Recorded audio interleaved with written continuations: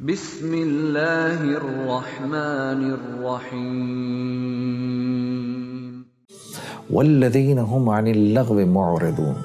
نماز کلمے کے بعد سب سے بڑی عبادت جو اللہ کو مطلوب ہے وہ نماز ہے، تو نماز کا ذکر سب سے پہلے فرمایا، اس کے فوراً بعد کون سی بات فرمائی وہ بڑی عجیب ہے۔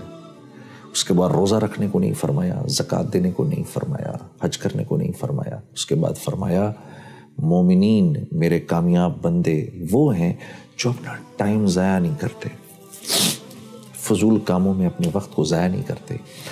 آج کے دور میں بدقسمتی سے موبائل فونوں نے ہمارے اوقات لے لیے ہیں۔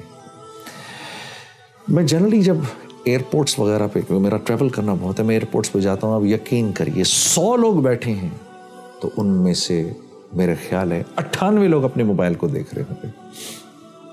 بلکہ میں تو کہتا ہوں آج کے دور میں سر اٹھا کے چلنے کی توفیق ہی اس کو ملتی ہے جو اپنے موبائل کو نہ دیکھ رہا ہو۔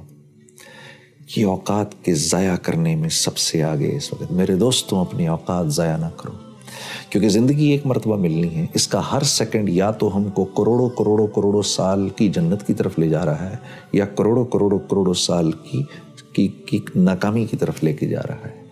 اور ان ربک لبالمرصاد، ہاں اللہ رب العزت دیکھ رہے ہیں ایک ایک لمحہ ہمارا، اور یہ زندگی اتنی تھوڑی ہے جیسے برف ہے نا، پگھل رہی ہے، اس نے پگھل جانا ہے، کتنا ہی بڑا بھی برف کا تودا کیوں نہ ہو یہ پگھل جاتا ہے۔